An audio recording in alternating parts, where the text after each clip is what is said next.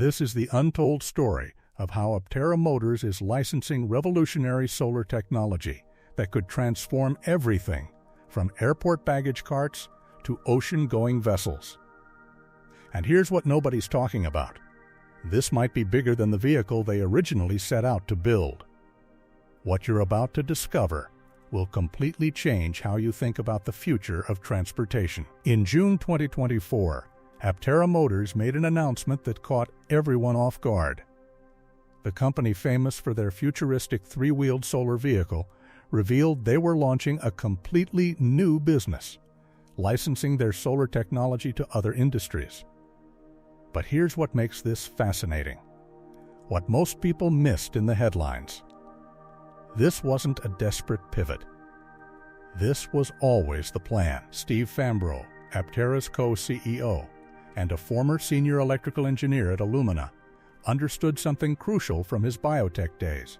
Intellectual property can be worth more than the products themselves. 3 years before the announcement, he quietly assembled a team of patent attorneys who worked full-time building what would become a $130 million patent portfolio. Let that sink in for a moment. While everyone was watching and waiting for a car, Fambro was building something entirely different. Think about that number. $130 million in IP value for a company that hasn't delivered a single vehicle to customers. That's not speculation or marketing hype. That's an independent valuation based on 34 patents in process and groundbreaking technology that solves problems plaguing the entire mobility industry. This isn't just about one quirky three-wheeled vehicle anymore. This is about fundamentally reimagining how we power anything that moves. So what exactly makes Aptera's solar technology worth licensing? It comes down to solving three massive problems that have prevented solar from working on vehicles for decades. And trust me, once you understand these problems, you'll see why major corporations are lining up to license this technology. Traditional solar panels are flat and rigid. Vehicles are curved and dynamic.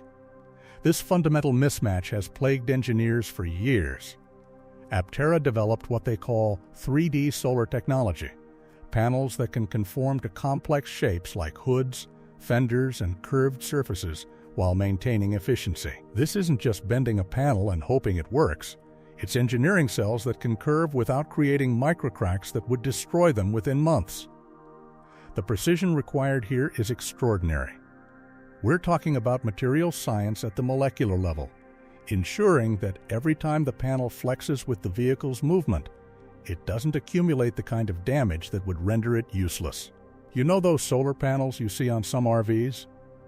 Most fail within a few years, not from sun exposure, which is what most people assume, but from vibration. Every bump in the road creates microscopic cracks that accumulate until the panel stops working. It's a slow death that most owners don't even notice until the panel is producing a fraction of its original power. Aptera's IP includes methods for identifying potential failure points during manufacturing and using advanced material science to create panels that meet full automotive-grade standards. We're talking impact tests that would shatter conventional panels, extreme heating and cooling cycles that simulate years of exposure in weeks, and vibration testing that would destroy conventional panels in hours. These aren't theoretical tests. These are the same standards applied to critical automotive components like airbag sensors and braking systems. The solar panels have to survive everything a vehicle can throw at them, and that's a far higher bar than most people realize. Here's where it gets really interesting. Aptera's solar panels aren't just durable, they're powerful. Their custom-fit panels deliver up to 1,300 watts of output. To put that in perspective, that's enough to add over 11,000 miles of range per year in sunny climates, or over 8,000 miles in cloudier regions. This isn't theoretical. This is real-world data from their pilot programs, from actual vehicles operating in actual conditions. Now let's talk about who's actually using this technology, because this is where the story transforms from interesting concept to genuine industrial revolution. Aptera partnered with Avarice to retrofit ground support equipment for one of the world's largest airlines. We're talking about the 280E pushback tractor. Those massive vehicles that push planes away from the gate, plus baggage carts, utility vehicles, and other electric equipment. The goal? Eliminate conventional charging entirely. Think about what this means for an airline. Every minute a piece of ground equipment is plugged in is a minute it's not working. Charging infrastructure at airports is expensive to build and maintain. And when equipment runs out of power during peak operations, that's a cascading disaster that can delay dozens of flights, strand passengers, and cost the airline hundreds of thousands of dollars in missed connections and compensation. Aptera's solar technology could make these vehicles effectively self-charging. Park them outside between shifts, and they're ready to go. No charging infrastructure needed, no downtime, no complex scheduling to ensure vehicles are charged when needed. Just continuous operation powered by the sun. For an industry operating on razor-thin margins where every minute of equipment uptime matters, this isn't just convenient. This is transformational. The pilot program was scheduled to complete by the end of Q3 2024. While we don't have public results yet, the fact that one of the world's largest airlines is testing this technology tells you everything about its potential. Airlines don't experiment with unproven technology on their ground operations. They can't afford to. The due diligence required to get to a pilot program with a major airline is extraordinary. On the opposite end of the spectrum, Polydrops, a company making innovative EV trailers, integrated Aptera's panels into their products. These aren't just regular RV panels slapped on top.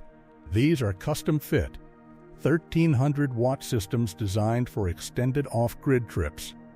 And here's what makes this partnership brilliant. RV owners and overlanders are the perfect early adopters. They're already comfortable with solar technology. They understand the value of off-grid capability.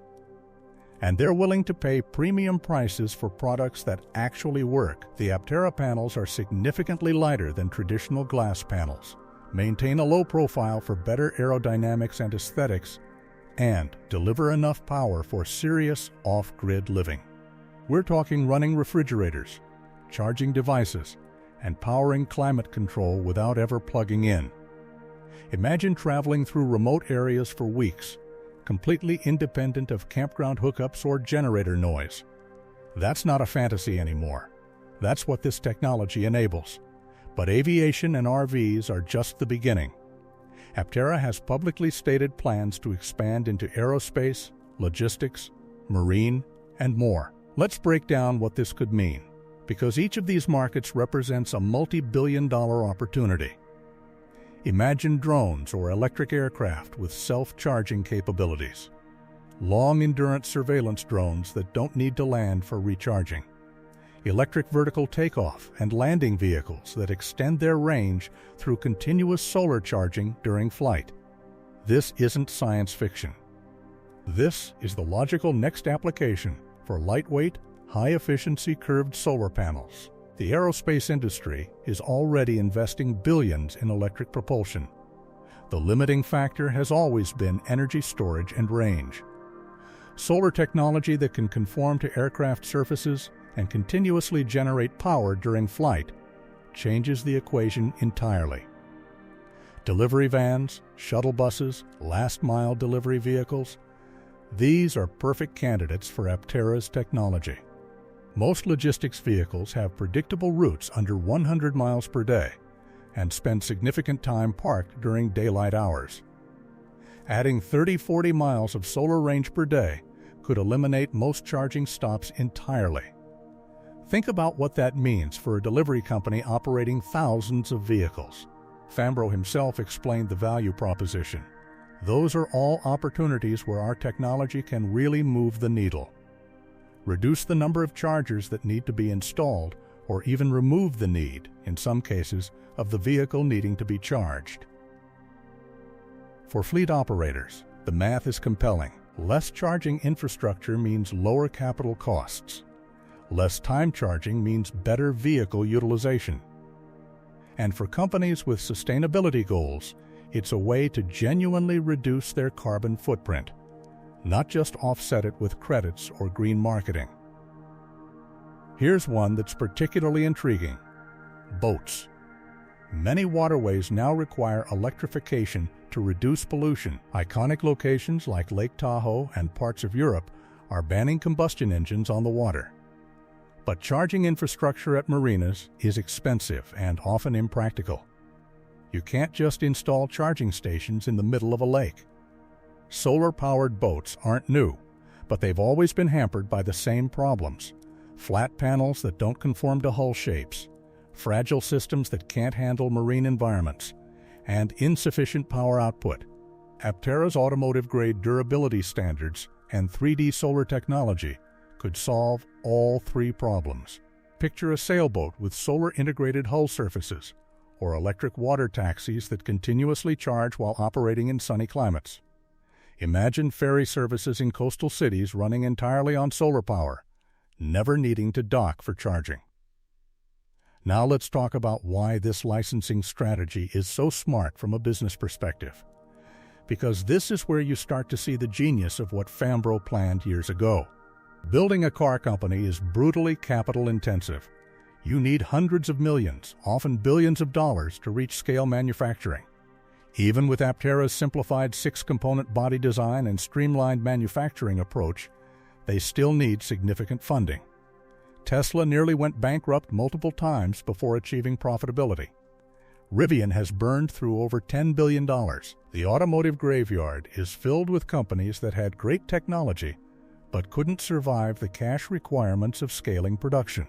The licensing business provides multiple advantages that most people completely overlook. Instead of relying solely on vehicle sales, Aptera creates an additional revenue stream. When Fambro calls the potential revenue meaningful to the company, that's not hype. With the existing install base in their target markets, ground support equipment, RVs, fleet vehicles, even modest licensing fees could generate substantial income. This is the critical part that changes everything. Aptera has explicitly stated that licensing revenue will help fund the mass production of its solar electric vehicle. This means they're less dependent on outside investors and equity raises to reach production. They're not just burning cash waiting for vehicle sales. They're generating revenue from proven technology while building toward vehicle production. Every licensing deal proves the technology works in real-world conditions. When a major airline or established RV manufacturer chooses Aptera's technology, that's third-party validation worth more than any marketing campaign. It's one thing to claim your technology is revolutionary. It's entirely different when Boeing's ground equipment partner or established RV manufacturers are integrating it into their products. If vehicle production faces delays, and let's be honest, every automotive startup faces delays, the licensing business continues generating revenue and proving the core technology. This creates a safety net that most automotive startups don't have. They're not betting everything on a single product launch. Now, we need to address the elephant in the room. Aptera has promised production multiple times, 2008, 2009, 2012, 2022, and never delivered. The company literally went bankrupt in 2011. This isn't something we can just gloss over. It's a legitimate concern that deserves honest examination. Online communities are split. Reddit and Quora discussions range from enthusiastic supporters who've reserved vehicles to harsh critics calling it a scam. Some point out that the three-wheel design classifies it as a motorcycle in many states, creating insurance and licensing complications. Others note it's a two-seater that can't be a primary family vehicle. Fair points. These are real limitations that affect the vehicle's mass market appeal. But here's what's different this time, and why the licensing story matters regardless of whether the vehicle ever ships. First, the technology landscape has changed dramatically. Solar cells are vastly more efficient and affordable than in 2006. Battery technology is mature. Manufacturing consultant Sandy Munro, who's invested in the company, helped redesign the vehicle for mass production using a body-in-carbon architecture that's simpler to build than the original design. Munro isn't some random investor. He's the guy who tears down vehicles for major automakers and tells them how to build better. His involvement signals something real. Second, funding mechanisms have evolved. Aptera raised over $140 million from more than 20,000 individual investors through equity crowdfunding, bypassing traditional venture capital.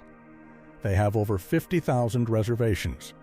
This creates a different dynamic than traditional VC-funded startups that need to show hockey stick growth or die. Third, and most importantly for this discussion, the licensing business proves the technology works independently of vehicle production. Those airline pilot programs aren't happening in a garage. Polydrops isn't integrating vaporware into their trailers. Real companies with real customers are betting real money on this technology. That's validation you can't fake. So where does Aptera stand right now? In 2025, the company hit several major milestones. They completed their first solar road trip with a validation vehicle. They debuted at CES 2025 with a production-ready design. They launched a validation assembly line in Carlsbad, California. And they went public on NASDAQ under the ticker SEV. According to their latest updates, they expect to continue progressing toward production in 2026, subject to engineering validation, supply chain readiness, financing availability, and regulatory requirements. That's careful language, and it should be. But the validation vehicles exist. Multiple units are being built simultaneously. The assembly line is operational. And critically, the licensing business is already generating partnerships and likely revenue. Here's the bigger picture that gets lost in debates about whether Aptera will ever ship a car. They've potentially solved one of the fundamental challenges in transportation electrification. Range anxiety isn't just about how far an EV can go on a charge. It's about charging infrastructure. It's about time spent charging. It's about what happens when you can't access a charger. Every vehicle that can harvest 30-40 miles of solar range per day is a vehicle that needs less charging infrastructure. Scale that across thousands of fleet vehicles, and you're talking about genuine reductions in grid stress and infrastructure investment. The Biden administration allocated $7.5 billion for EV charging infrastructure in the United States alone. What if a significant portion of that spending becomes unnecessary because vehicles can charge themselves? The airline industry alone operates tens of thousands of electric ground support vehicles worldwide. If even a fraction adopt self-charging solar technology, that's meaningful impact. We're not talking about replacing all charging infrastructure overnight. We're talking about reducing the dependency, extending the operational window, and making electric vehicles more practical in more situations. And here's the kicker. Aptera's licensing model means this technology can spread faster than if they kept it proprietary. Every company that licenses these panels accelerates the transition to solar mobility. This is the opposite of the traditional automotive industry approach, where companies hoard technology to maintain competitive advantage. By licensing broadly, Aptera could establish their technology as the industry standard. The online discussion around Aptera's licensing strategy reveals fascinating splits in perspective. Enthusiasts see it as validation. One forum commenter noted that Aptera's unique technology being licensed is very hopeful, suggesting the piece that makes it work will be available for other vehicles. Skeptics question the economics.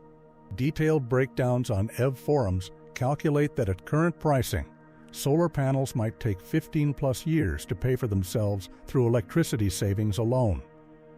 On the surface, that math seems damning. But both groups miss a crucial point. The value isn't just in electricity costs, it's in eliminating charging infrastructure, reducing downtime, enabling off-grid operation, and meeting sustainability goals that increasingly affect corporate licensing and access to markets. For a logistics company facing regulations about emissions in urban zones, or an airline trying to reduce its carbon footprint, or an RV owner who wants genuine off-grid capability, the economics work differently than simple electricity cost calculations suggest. Cities around the world are implementing zero-emission zones where only electric vehicles can operate. Companies that can't meet these requirements lose access to lucrative urban delivery markets. Solar technology that extends range and reduces charging dependency isn't just a nice feature. It's market access. It's competitive advantage. It's the difference between winning and losing contracts worth millions of dollars. Let's do some back-of-the-envelope math on the licensing opportunity, because the numbers are staggering. According to industry data, there are over 300,000 pieces of ground support equipment operating at airports worldwide. If Aptera licenses technology for even 10% of that market at conservative rates, we're talking about a substantial business. And that's just airports. The RV and trailer market is even larger. Hundreds of thousands of units sold annually in North America alone. Premium solar packages command prices of $5,000 to $15,000 on high-end RVs. If Aptera captures even a small percentage of that market through licensing deals, the revenue adds up quickly. And unlike vehicle manufacturing, licensing revenue has minimal marginal cost. Once the technology is developed, each additional license is nearly pure profit. Fleet vehicles represent an enormous opportunity. Major logistics companies operate hundreds of thousands of vehicles globally.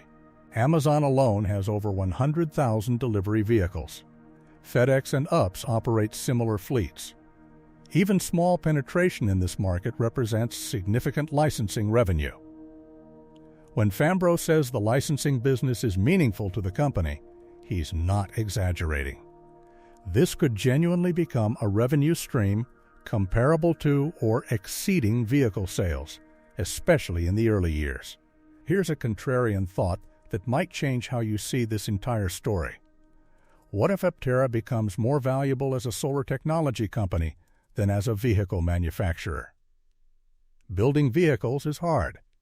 Building technology that other companies integrate into their products? That's a very different business model, often with better margins and less capital intensity. Companies like ARM Holdings became worth tens of billions, not by making chips, but by licensing chip designs to other manufacturers. Qualcomm licenses wireless technology. Dolby licenses audio technology. These are often more profitable businesses than manufacturing. The margins are higher. The capital requirements are lower. The risk is more manageable. If Aptera's solar technology becomes the industry standard for mobile solar applications, the way Qualcomm's technology became standard in phones, the licensing business alone could justify a massive valuation. The vehicle might just be the proof of concept that demonstrates what the technology can do.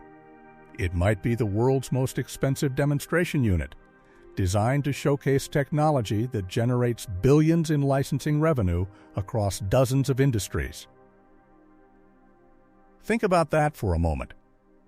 What if the entire purpose of the vehicle was never to sell millions of cars? What if it was always to prove that solar technology could work on a moving vehicle, thereby opening up every other mobile application? That would explain why Fambro spent 3 years building a patent portfolio before announcing the licensing business. It would explain why they're willing to take partnerships across such diverse industries. It would explain the entire strategic direction of the company. So here's where we stand. Aptera Motors has developed solar technology valued at $130 million that solves real problems in multiple industries. They're licensing it to major airlines, RV manufacturers, and fleet operators. They have plans to expand into aerospace, marine, and logistics applications. Whether the Aptera vehicle ever reaches mass production remains to be seen. But the technology is real, it's being deployed, and it's generating interest from serious commercial players who don't make decisions lightly. This is bigger than one quirky three-wheeled vehicle. This is potentially the foundation for a fundamental shift in how we think about powering mobile assets. Instead of building out massive charging infrastructure, we're teaching vehicles to harvest their own energy from an infinite source that's available everywhere. The sun delivers more energy to Earth in 1 hour than humanity uses in an entire year. We're just now figuring out how to capture it efficiently on things that move. The solar revolution in transportation might not look like we expected. It might not be consumers buying solar cars. It might be airlines retrofitting baggage carts, logistics companies adding panels to delivery vans, and RV manufacturers building genuinely off-grid capable trailers. It might be drones that never need to land, boats that never need to dock for charging, and delivery vehicles that operate indefinitely without ever plugging in. And all of it might be powered by technology from a company that started with the simple idea: what if we never had to charge our car? That question led to a $130 million patent portfolio, partnerships with major airlines, and a licensing business that could transform mobility across multiple industries. Whether you're a believer or a skeptic, whether you think the Aptera vehicle will ever ship or not, one thing is clear: Aptera's solar technology licensing strategy is one of the most interesting developments in the EV space that nobody's talking about. While everyone debates range and charging times and battery chemistry, Aptera is asking a different question entirely. What if we didn't need charging infrastructure at all? The revolution is happening. It's just happening in airport parking lots and RV dealerships and fleet maintenance yards, places we weren't looking. It's happening in pilot programs and licensing agreements and patent portfolios. It's happening quietly, without the fanfare and hype cycles that dominate tech news. And that might be exactly how revolutions are supposed to work, not with dramatic announcements and grand unveilings, but with practical solutions to real problems being adopted by industries that desperately need them. Not with consumer products that make headlines, but with industrial applications that transform entire sectors. The next time you see a baggage cart at an airport or a delivery van in your neighborhood, or an RV at a campground, take a closer look. You might be seeing the future of transportation. You might be seeing technology that eliminates the need for charging infrastructure, extends operational range indefinitely, and fundamentally changes the economics of electric mobility. You might be seeing the solar revolution nobody saw coming, powered by a company that everyone thought was just trying to build a weird three-wheeled car. And you'll understand that sometimes the most important innovations aren't the ones we expect. Sometimes they're the ones that solve problems we didn't even know we had in places we never thought to look.